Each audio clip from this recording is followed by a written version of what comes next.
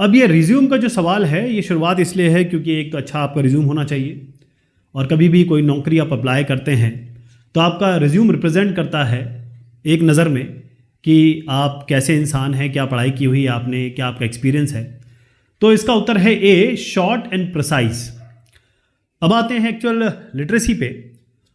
Which is और which one is not a conjunction. तो कौन सा कंजंक्शन नहीं है इसमें? कंजंक्शन ऑन नहीं है, ऑन। क्योंकि कंजंक्शन क्या होता है? कंजंक्शन एक ऐसा शब्द होता है जो वर्ड्स को या फ्रेजेस को या क्लॉजेस को या सेंटेंसेस को जोड़ता है। जैसे बट, यट, एंड, और, because, nor, although, since, unless, while, where.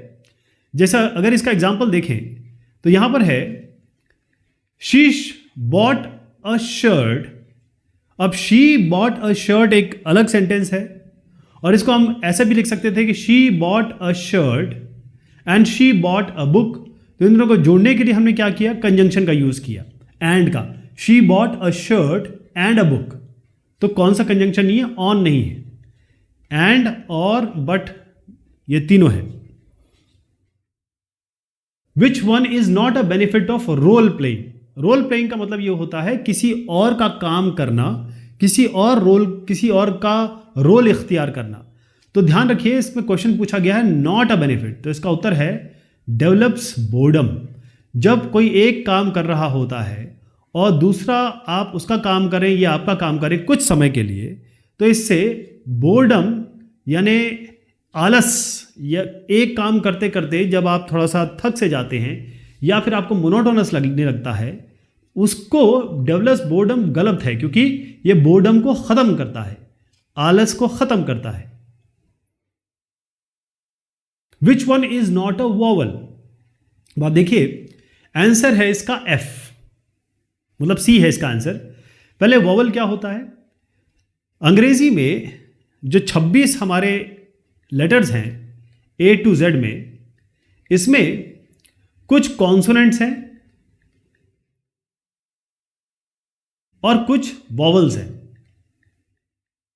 अब ए, ई, आई, ओ, यू, तो ए, ई, आई, ओ, यू स्वर, इनको स्वर कहते हैं, स्पीच में यूज होते हैं।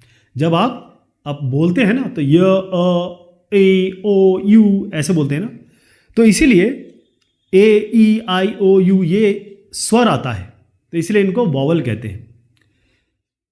अब साउंड, अब कई इसमें ऐसा है कि ए, ई, आई, ओ, यू तो है ही है, कई ऐसे हैं जो वाई को भी इंक्लूड करते हैं, वाई, वाई, लेकिन हम जो अंग्रेजी कहती है वही उसी पे चलेंगे, ए, ई, आई, ओ, यू, तो एफ नहीं है इसमें। Which one of the following is a good office etiquette. जब आप एक ऑफिस में जाएंगे जहां एक कार्यशैली है, जहां एक सेटअप है, पूरा तरीका है, वहां पर आपका क्या एटिकेट होना चाहिए, क्या मैनर होना चाहिए, यानी क्या व्यवहार होना चाहिए, आचार विचार होने चाहिए। तो वन शुड ड्रेस फॉर्मली, बिल्कुल सही है, फॉर्मल ड्रेस पहनिए, हाफ पैंट में तो नहीं जाएंगे, गंजी में तो नहीं जाएंगे आप। One should not be punctual to work, अब ये कैसा काम हो गया। One should have fancy mobile ringtone, ये कैसा काम हो गया। One should litter one's workplace, मतलब आप अपने क्या जगह को गंदा करेंगे, जहां बैठे हैं वहां गंदा करेंगे, बिल्कुल नहीं। One should have fancy mobile ring, ऐसा रिंग जो सबको परेशान करे, या ये कहें कि जो थोड़ा सा कान में चुभे, वो तो आप कभी नहीं करेंगे, टाइम पे पहुंचना चाहेंगे। तो इसके लिए वन शुड ड्रेस फॉर्मली, ये गुड है, बाकी सारे गलत हैं। तो आप देखिएगा कि कुछ ऐसे ऑफिस एटिकेट टिप्स होते हैं जो हमें थोड़े ध्यान रखने होंगे। पहली चीज़ इसमें यह है कि कोई भी ज़्यादा आवाज़ ना करे, जैसे मैंने अभी मोबाइल का बताया आपको।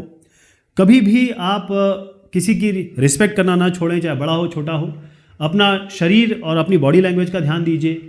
दूसरों के बारे में ध्यान देना बंद कर दीजिए, दूसरों की मदद करिए, हमेशा हंसते रहिए, हमेशा टाइम पे पहुंचिए, जो मैंने पंक्चुअलिटी की बात कही। और बहुत ज़्यादा पर्सनल होने की ज़रूरत नहीं है ना, क्या हो रहा है क्या नहीं हो रहा है, और प्रोफेशनल अपीयरेंस होना चाहिए आपका।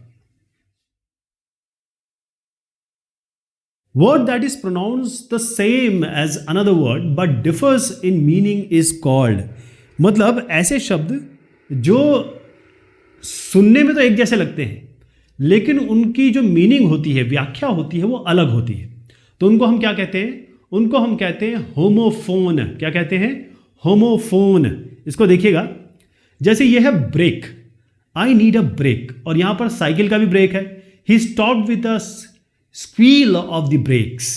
तो ब्रेक ब्रेक दोनों आप कहेंगे तो बिल्कुल सेम लगेगा, लेकिन इनका मीनिंग अलग है। जैसे बाय, बाय बाय मतलब खरीदना, बाय मतलब टाटा करना। साइट, साइट, ये भी साइट है, he was cited for his bravery, इनको इसके लिए इनाम मिला या इनका रिकग्निशन हुआ। और साइट मतलब होता है जगह या कोई प्लेस।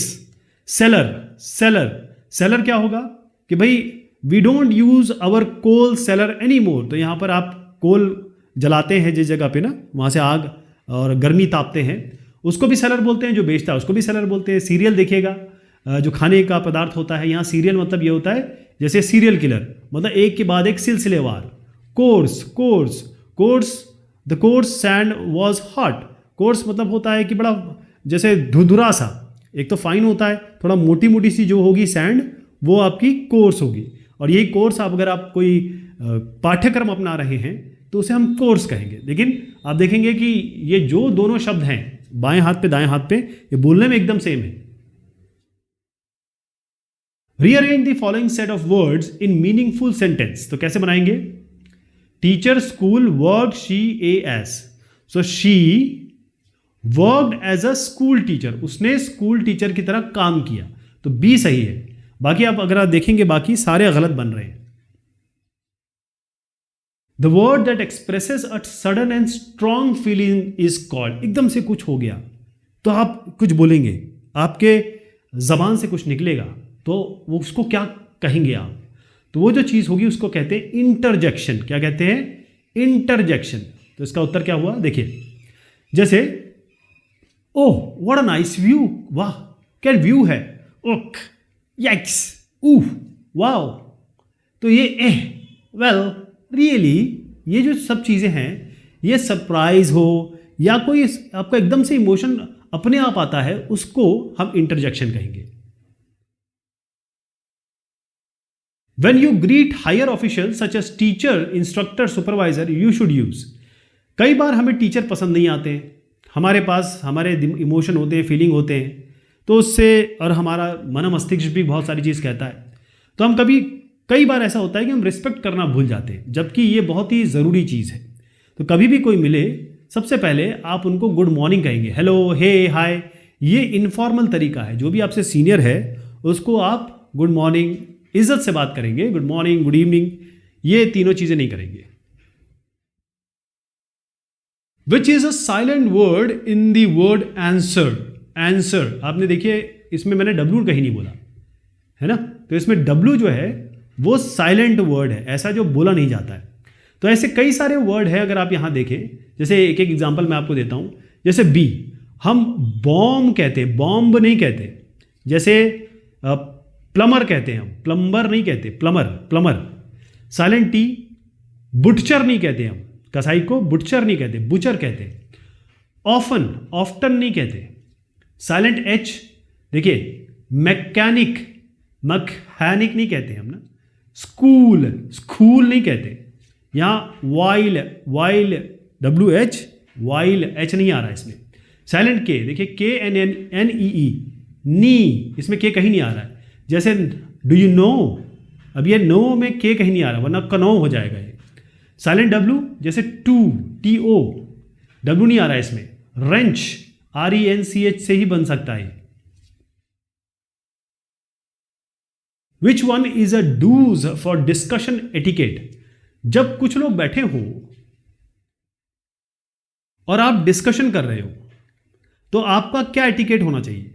हमेशा हम जो सुनते हैं वो जवाब देने के लिए सुनते हैं, हम कभी भी समझने के लिए नहीं सुनते हैं। अक्सर ये देखा गया है कि भाई मेरे दिमाग में आ रही, बस ये चुप हो तो मैं बस बोल दूं।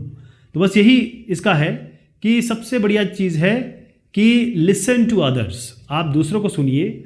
जब आपका मौका आए, जब आपको मौका मिले तब बोलिए।